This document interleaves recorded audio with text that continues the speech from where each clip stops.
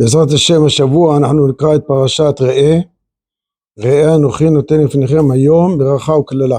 בתוך הפרשה יש פסוק שמדבר לגבי המצווה של הצדקה, והתורה שם אומרת נתון תיתן לו ולא ירע לבבך בתיתך לו, כי בגלל הדבר הזה יברכך אדוני אלוהיך בכל מעשיך ובכל משלח ידיך. התורה מבטיחה לנו שאם אדם אינו לא צרה ונותן לעניים בעין יפה ומשתדל לעשות את מה שבכוחו לעשות, הקדוש ברוך הוא מבטיח לו הרבה ברכות והרבה ישועות. מספרים שהייתה משפחה אחת בירושלים, משפחה ידועה בעלת חסד, ומכניסים הרבה אורחים, הרבה מלאים אנשים, יודעים שם יכולים למצוא אוכל, הייתה להם גם אוזן קשבת לשמוע אותם, אנשים מסכנים, יש להם צרות, יש להם בעיות, אז יושבת בעלת הבית, שומעת אותם, מעודדת אותם, שמחת אותם.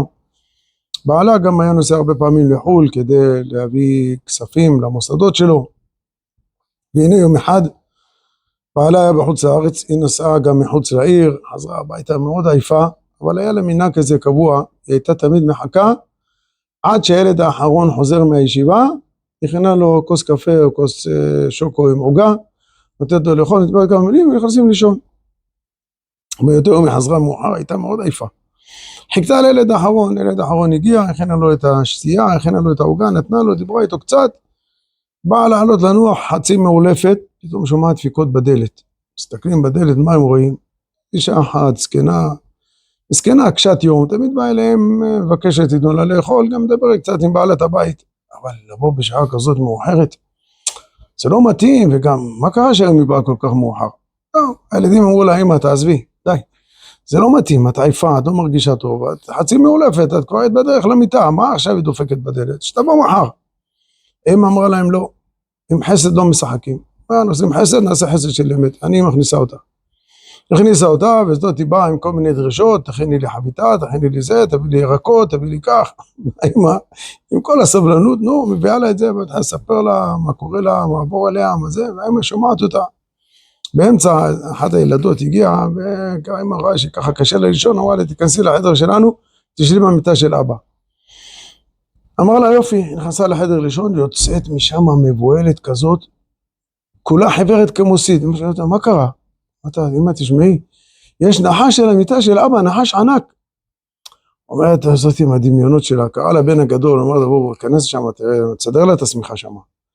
הבן יוצא מהחדר, לבן כמו סיד. אומר לה, אמא, נחש ענק על המיטה של אבא.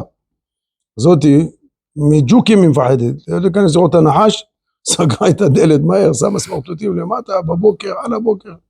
הזמינה לוקד נחשים, הלוקד מגיע לבית, נכנס לשם, ואומר להם, תשמעו, הקדוש ברוך הוא עשה לכם נס.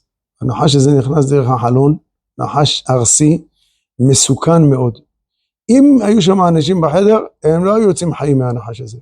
היה לכם נס שלא הייתם בחדר, ממש, לא יודע מה להגיד, אבל נחש מאוד מסוכן. אומר, תראה מה זה, בזכות זה שישבה עם הזקנה הזאת ודיברה איתה, למרות שהייתה עייפה ולמרות שהיה קשה לה, והילדים אמרו להם, אתה עזבי פעם אחרת, הקדוש ברוך הוא הציל את החיים שלהם. תראו זה דבר זה, זה מה שאומר כאן התורה. התורה אומרת לנו בפסוק אחר, ונתן לך רחמים ורחמך וירבך. אומר הקדוש ברוך הוא רוצה לרחם עליך, הוא שילח לך מישהו שתעשה איתו רחמים.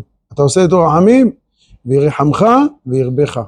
שנזכה בעזרת השם לעשות רחמים ולרחם על הבריות, הקדוש ברוך הוא ישמור עלינו ויגן על כולנו, אמן ואמן.